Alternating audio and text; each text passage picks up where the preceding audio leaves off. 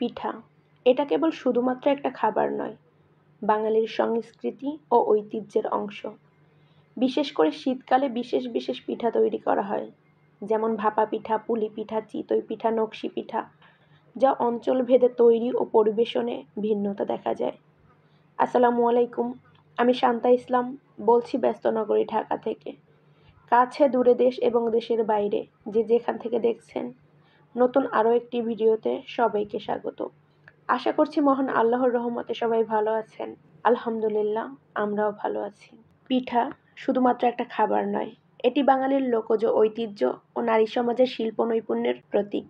শীতের আমেজে গ্রাম থেকে শহরে বিভিন্ন পিঠার পসরা সাজানো হয়।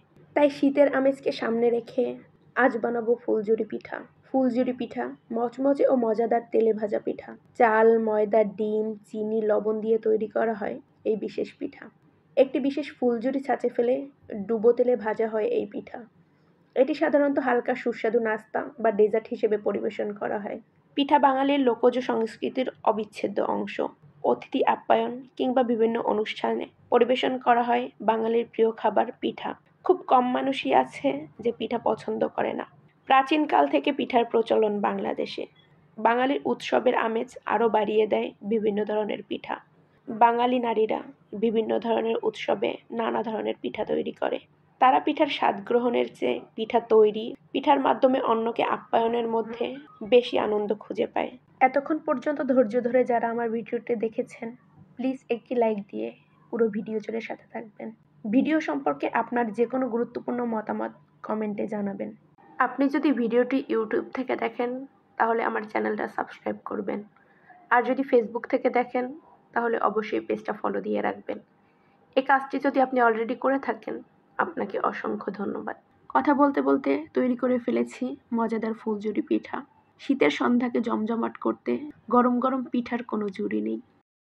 এরপর বানাবো সহজ পদ্ধতিতে এক ধরনের বিশেষ ভাপা পিঠা। প্রচলিত ভাপা পিঠা আমি অতটা ভালো বানাতে পারি না, তাই সহজেই বানিয়ে নেওয়া যায় এমন একটা রেসিপি ফলো করি। এই পিঠা বানানোর জন্য দরকার চালের গুঁড়া, খেজুরের গুড়, কোরানো নারকেল, অল্প পরিমাণে তরল দুধ ও সামান্য গুঁড়া দুধ। এরপর সব উপকরণগুলো একসাথে ভালো করে মিশিয়ে নির্দিষ্ট ছাঁচে ফেলে পানির ভাপে সিদ্ধ করে নিলেই তৈরি হয়ে যাবে মজাদার ভাপা পিঠা।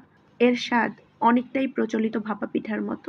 পিঠা যে কেবল মানসিক শান্তি দেয় তা নয়, পিঠা তৈরির বিভিন্ন উপকরণে থাকে শর্করা, অ্যান্টিঅক্সিডেন্ট, যা শরীরের রোগ প্রতিরোধ ক্ষমতা বৃদ্ধি করে এবং পুষ্টির চাহিদা পূরণ করে। আমরা বাঙালি, তাই বাঙালির ঐতিহ্য ও সংস্কৃতি ধরে রাখা, নতুন প্রজন্মকে আমাদের ঐতিহ্য সম্পর্কে জানানো আমাদের দায়িত্ব। তাই মৌসুম অনুযায়ী বিভিন্ন ধরনের পিঠা তৈরি করুন, নিজে খান এবং আপনজনদেরকেও খাওয়ান। এতে করে আমাদের আত্মীয়স্বজনের সাথে আমাদের সম্পর্ক ভালো থাকবে, আর আমাদের সংস্কৃতিকে নতুন প্রজন্মের কাছে তুলে ধরাও হবে। ভালো থাকবেন সবাই। আল্লাহ হাফেজ। আসসালামু আলাইকুম।